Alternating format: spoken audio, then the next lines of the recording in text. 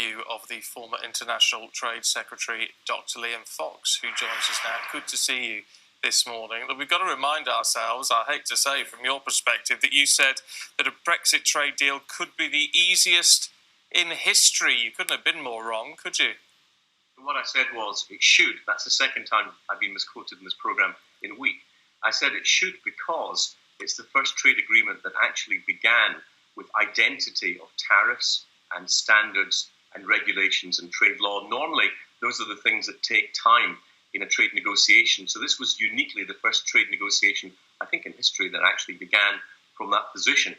And so it's very clear that the problems are not the classical trade issues in this agreement. The problems are the politics, and that was always going to be the case because the European Union has a problem understanding that the United Kingdom is a sovereign state, not still a part of the European Union. And therefore, it's unreasonable to try to apply to the United Kingdom European rules that the UK has no part in making. It doesn't do that with any other country that it has a trade agreement with at the present time. And what it basically says is you may have left the European Union, but if you want to have a trade agreement with the EU, you have to apply EU law, even if you've no say in how that comes about. And of course, that's unacceptable to those who put the democratic principle at the heart of why we've left the European Union. But why is there such a big problem with the idea of a level playing field, though?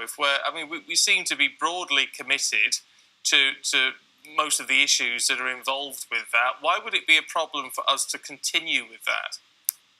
The problem is not the effect of the continuation, but the mechanism for it. For example, the EU doesn't want Britain to have more state aid after we leave the European Union than we have today. Well, neither do we.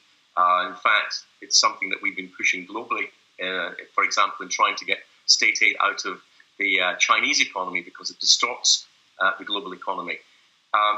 What normally happens in a trade agreement is something called a non-regression agreement, and that means that you sign up to the fact that you will not diminish your standards on things like labour law or environmental law, or indeed on state aid, to a point that is less than the one when you signed the agreement itself.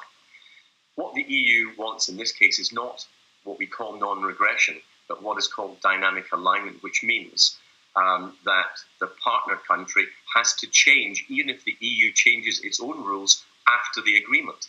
And that means that we would be bound by EU law, even if it wasn't something we'd had a say in. And that, of course, is democratically unacceptable. So what the EU did in terms of the Canadian agreement and other agreements about non-regression, it was willing to do with them, but it isn't willing to do with the United Kingdom. And that's the sticking point.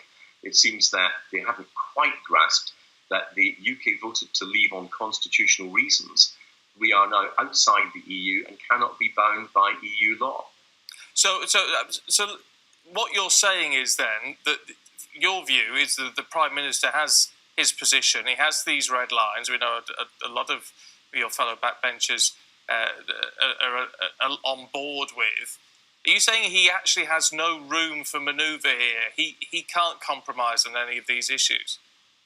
Well, we can't compromise on dynamic alignment. We can't compromise on being forced to accept EU law that we have no say in making. That would actually leave us in a worse position than when we were in the EU itself. What I think there is room on is to examine around the concept of non-regression, how you would set out protocols that would look at what loss of market access or what tariffs Britain would entail if it didn't apply some of the same areas around environmental law or state aid.